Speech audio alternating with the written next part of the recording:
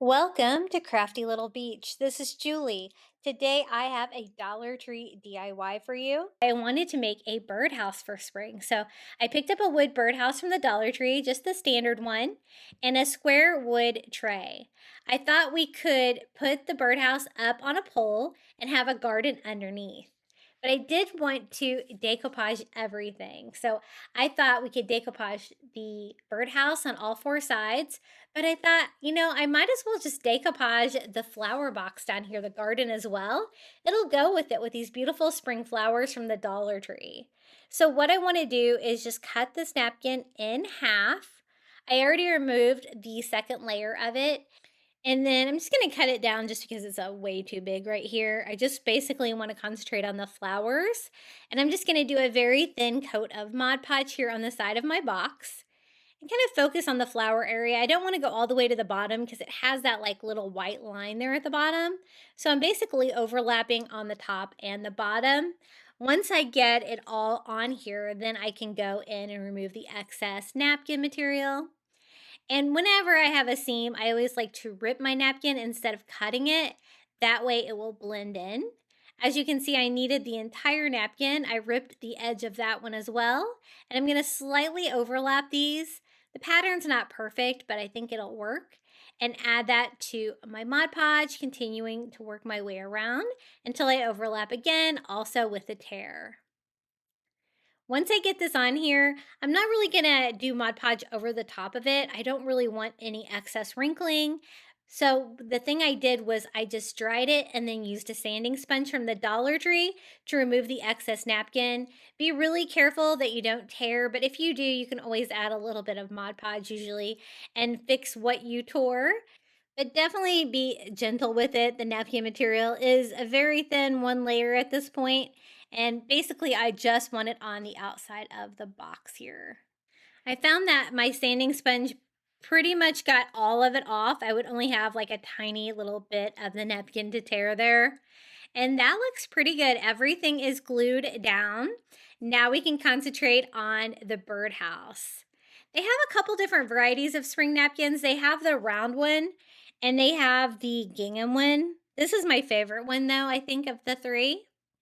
And I'm not going to need it to be very tall. I do want to remove the little white line from the bottom. That way I can line up the base with the base of the birdhouse. I'm going to start here on the side and just kind of see about how wide I need it to be.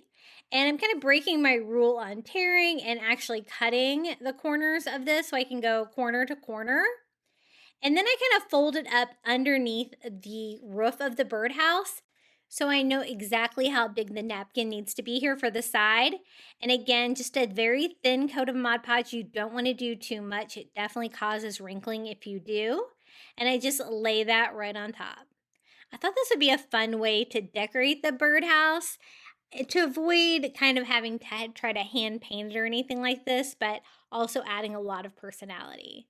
So I do the same thing here for the back. I find out the width, cut that, and what I'm going to do is just leave the roof there till the very end. I add Mod Podge all over the back of my birdhouse and go ahead and glue it on without cutting it first. That way I can kind of fold it up inside the roof like that. And then I just very carefully cut off my excess napkin with a razor blade, and then I can have the perfect size for that. We're going to use that same half of a napkin and keep working our way around. The side panels I found were probably the easiest because, again, I could just cut the width, fold them underneath, and then I would know exactly how much to cut. And you can't really see underneath the roof line too much, so if you don't get it cut perfectly, it's fine. For the front, I thought it would be a little bit easier to decoupage this part if I removed the little perch first. I can always reattach that. And again, I'm going to do this similar to how I did the back. So I'm just going to find the width and then just cut out the rectangle and start attaching it like that. I think that looks pretty good. I put Mod Podge all over and then lay this on here and work that underneath the roof line. Now you're probably going to want to cut this before it starts to set up. You don't want that to get stuck too much on your roof. Mine started sticking a little bit to this, but I was able to get it all off with a baby wipe to get any of the residue off of the roof line. This is what it looks like so far. I do need to cut the opening to the birdhouse. I just do that with a razor blade, being very careful to cut through that napkin. And then I'm also going to reattach the perch just by pushing that through the napkin material back into the hole there in the front. I'm going to have this stand on a pole, I think, and I do want to give it a fun metal roof. So I'm going to use one of these little cookie sheets from the Dollar Tree. They come in the 2-pack. I love using these for like metal roofs and stuff like that. I think they're really cool. They are very delicate though. It's almost like working with aluminum foil. So be very careful with these. I cut down a strip of it that's going to be the right width. I want to be able to overlap the front and the back a little bit to cover the part of the roof as well. So basically I'm going to be cutting a rectangle to cover the roof, but I'm also making it a little bit larger. And there are rows in this, so you can cut straight lines really easily. And again, be very careful not to push down on it too hard because it definitely wrinkles. I worked mine all the way around so I know exactly how long it should be. And then I added it to this, just molding it like aluminum foil around the edges. I didn't use any glue or anything, but it actually molded to it really well. That way this will cover the front and the sides of the roof as well. And it is a shiny metal roof. I am going to be distressing that to make it look a little bit more worn in the weather, but this is what it looks like at this point. To age it, I'm just going to use some brown acrylic paint and a sponge, and I'm just going to kind of go over and distress it, wiping off any excess with a paper towel. You can kind of add and take away from this and add more to get more of a rusty feel. This was my first coat. I do end up distressing it a little bit more here at the end because I really liked the rusty vibes of the metal roof.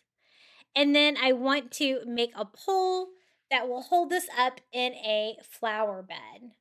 Now, this is what I'm going to use for the pole. This is just a yardstick that I got for $1 at Dollar General. Nice piece of wood, and I cut it down to size, probably about 6 inches or so. And I think I'm going to cover that with the metal material as well. I might as well since I have it. You could always stain it or paint it as well, your pole. But I thought this might be a fun metal pole. So what I'm going to do is just cut this down again, trying to get my straight lines, make it long enough, and then I can basically wrap this around like this. I do want it to stay in place though, so I am going to hot glue it closed once I get it overlapped here. And as you can see, it's just really easy to mold around the pole. And even though it's square, I think it's still fun kind of to have a metal pole for this. And I guess you could do this as well with a dowel if you had one large enough, or maybe even a plunger handle would work well too. Just like the roof, I want it to look rusty, so I go over it with a sponge and some brown acrylic paint and wipe off the excess with a paper towel. Just to give it that vintage vibe, I like that so much. And I love distressing everything. Now for the little flower box, we added the flowers to the side, but you can see the raw wood on the very top. So I used that brown paint to kind of just make a stain. And then also here for the base of my birdhouse, this is still raw wood too. So I use that same brown paint to kind of stain that as well. And we will add some more details to that too when we go to decorate this. I want this to stand in a corner, I think. I'm going to do the back right corner. I thought that would be more fun than trying to center it in here. And we can have the birdhouse like standing up in a bed of wildflowers is what I was thinking. So I used hot glue to attach our pole. And then before I put my birdhouse on there, we can go ahead and start decorating the flower box. I'm just cutting those small pieces of floral foam from the Dollar Tree in half because it doesn't need to be very thick. And then I can just cut pieces down to fit the size box, working my way around the little pole as well, just to fill up the volume back there as well. And then I'm going to cover the entire thing with some reindeer moss. This is not a very thick tray. That's why I had to cut the foam in half. So it's not too thick. And I still have room to add a little moss here for our flower bed.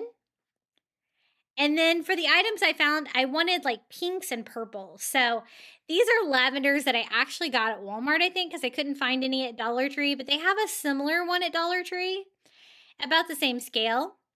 And I'm just going to cut these off and scatter them all over. I'm going to combine them with the pink baby's breath from the Dollar Tree. I think that these are going to look great, matching the pink and the purple flowers that are all over those napkins.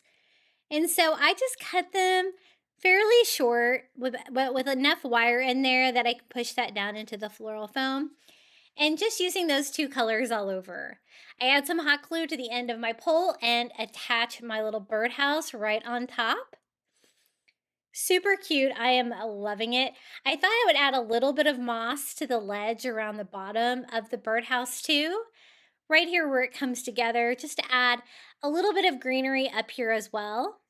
I don't have a bird quite tiny enough to go in this DIY, but that would be really cute if you did. I just go around all four sides of that, also adding that little tiny bit of moss up there, and I think that was a fun detail.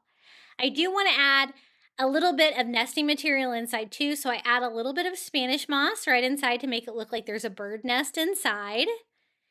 And then I went ahead and went over my metal roof and my metal pole with some matte Mod Podge just to kind of tone down the shininess and up the rusty factor on that. And then I did go in and distress it a little bit more with some more brown paint just to make it look really old and rusty. And I think that looks really fun. So this is how it turned out, our little birdhouse spring DIY. Super pretty. I love the napkin decoupage on there. All of the bright colors, the pinks and the purples are perfect for spring. And I'm glad I decided to decoupage the flower box too. It just tied the whole thing together. Isn't that so cute? And it's not super big. You could really put this about anywhere in your home.